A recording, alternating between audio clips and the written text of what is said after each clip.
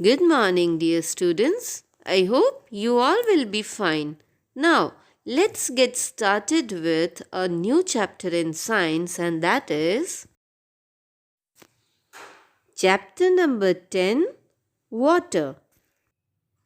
So, dear students, take out page number 98 of your textbook where we are having chapter number 10 water जो हम आज start करने वाले हैं. Now, look at this beautiful picture. Hmm? You all know that water is very much important.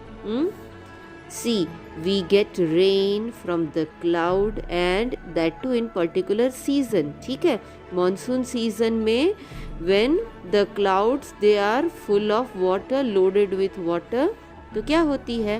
बारिश गिरती है. बारिश गिरेगी तो क्या होगा?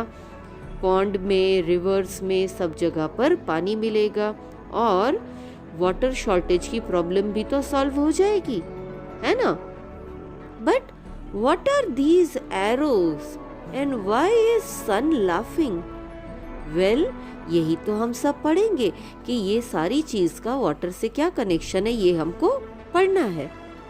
But before that, you all know that rain, wells, ponds, lakes and rivers are sources of water. कहाँ कहाँ से पानी मिलता है? Main sources rain.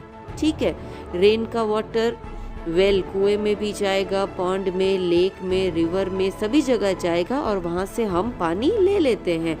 हम मतलब के we humans as well as animals सभी पानी यहीं से लेते हैं. अच्छा, पानी ले लेते हैं, क्या करते हैं उसका? We use water for drinking. पानी पीना ज़रूरी है कि नहीं?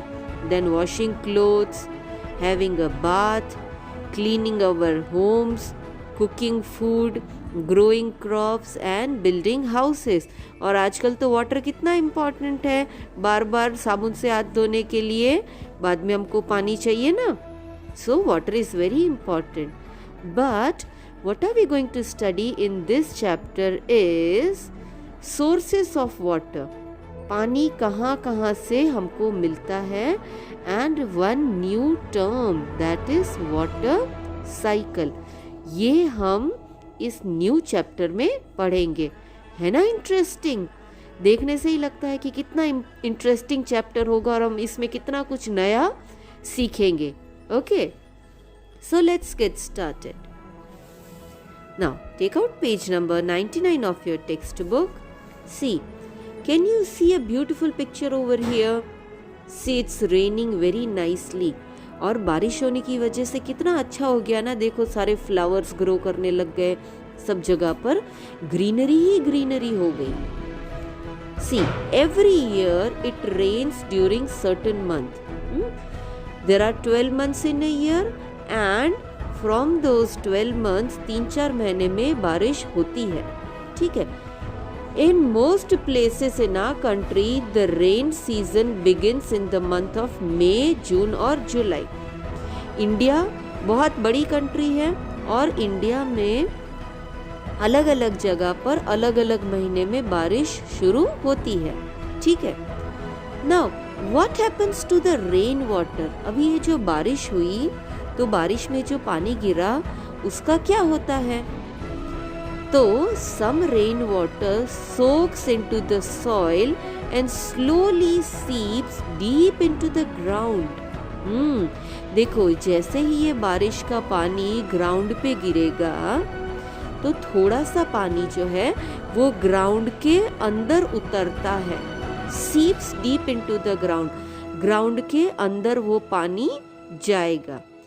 फिर ग्राउंड के अंदर जाने के बाद उस पानी का क्या होगा? The water in the well is actually rain water that collects under the ground. तो जब भी ये बारिश होती है तो उसमें से जितना भी पानी अंदर ज़मीन में जो उतरता है वो ज़मीन के एकदम नीचे, बहुत नीचे वो पानी कलेक्ट हो जाता है और वो फिर पानी किस में जाता है? वेल में जाता है. तो वेल में बेसिकली क्या होता है? Rain water. अगर बारिश अच्छी होगी तो वेल में बहुत ज़्यादा पानी होगा, बट इफ़ रेन कम होगी तो वेल में भी पानी कम होगा। ठीक है। Some rain water flows away forming small streams.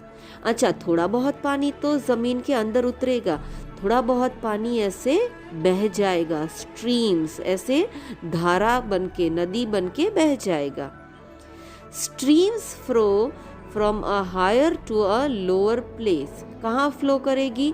ऊपर वाली हिली एरिया में आपने देखा होगा झरने बहते हैं, दोज झरने they are nothing but streams, है ना।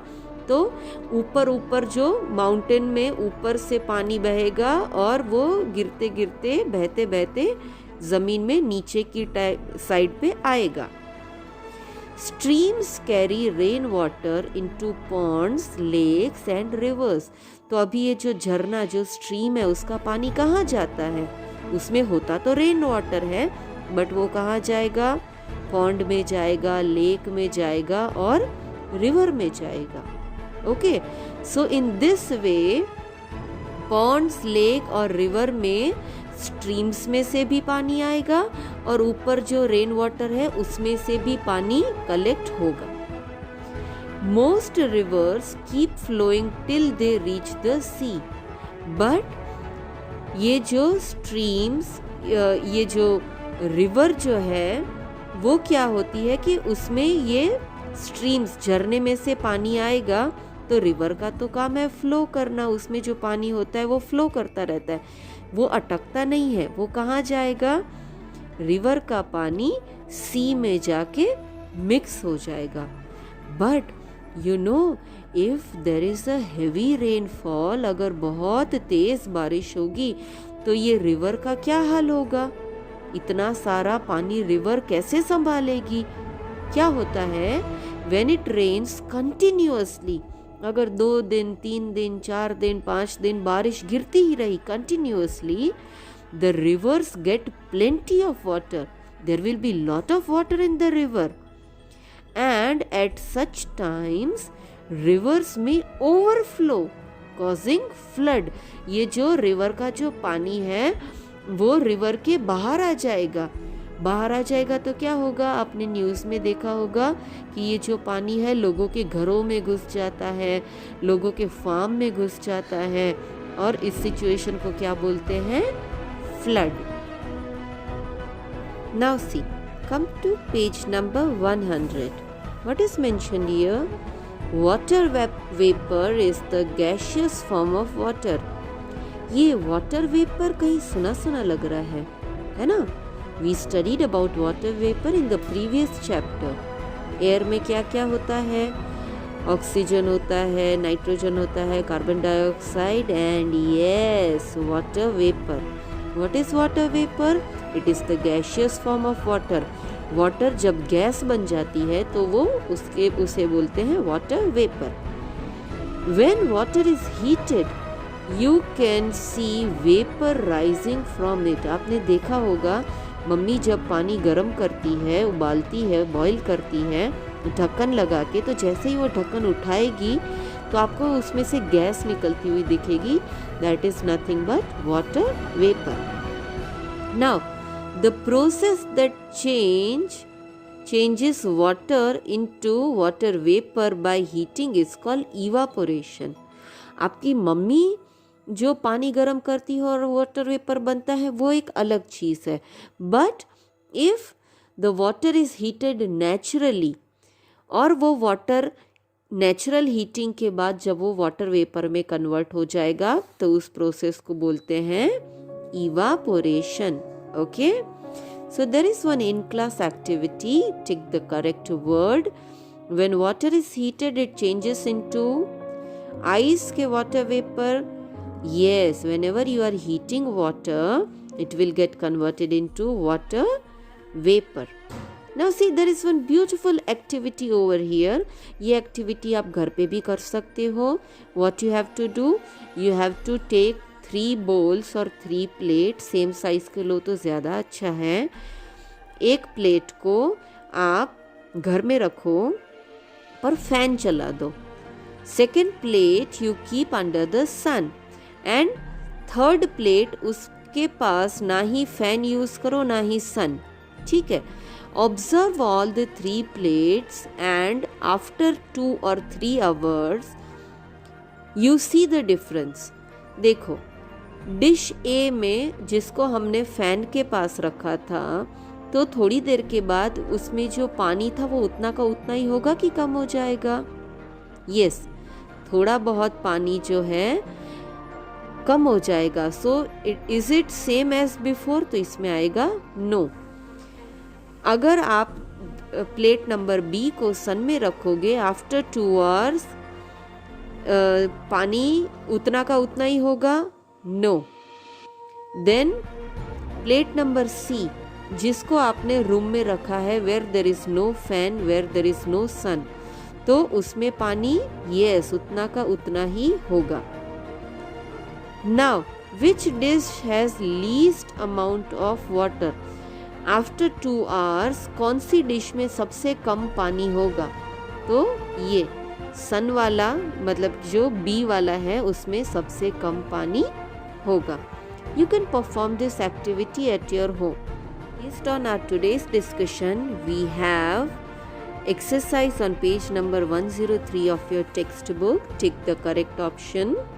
First one, streams formed by rain flow into, जो झरने जो होते हैं which are made by rain, वो बहते बहते कहाँ जाते हैं? वेल्स में, सीज में, पॉन्ड्स, रिवर्स एंड लेक्स में कि ट्यूब वेल्स में? सो करेक्ट आंसर इज, जो झरने हैं वो बहते कहाँ जाते हैं? पॉन्ड, रिवर और लेक में. So this is the correct option. Second one, rain water that remains on land, वो जो ज़मीन पे जो रेन वाटर गिरता है वो कहाँ जाता है? फ्लोज इनटू रिवर, नदी में बह जाएगा. Flows into sea, seeps into the ground या फॉर्म्स स्नो फ्लेक्स. तो जो रेन वाटर जो लैंड पे गिरेगा वो कहाँ जाएगा? थोड़ा बहुत ग्राउंड में जाएगा. Heat helps water to change into, heat से क्या होगा? वेपर बनेगा, स्मोक बनेगा, ऑक्सीजन बनेगा कि स्ट्रीम बनेगी? Yes, on heating the water will change into vapour.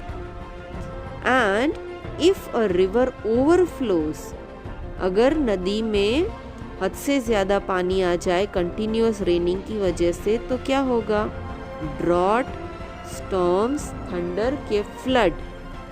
Yes, the correct option is flood. So I hope आपको ये चैप्टर इंटरेस्टिंग लगा होगा. ठीक है, in the next video we will be studying the remaining portion of this chapter. तब तक आपको ये चैप्टर अच्छे से करना है, एक्टिविटी भी करनी है. ठीक है, और जितना भी मैं करवाती हूँ उसको टाइम टू टाइम लर्न भी करना है. Okay, bye bye.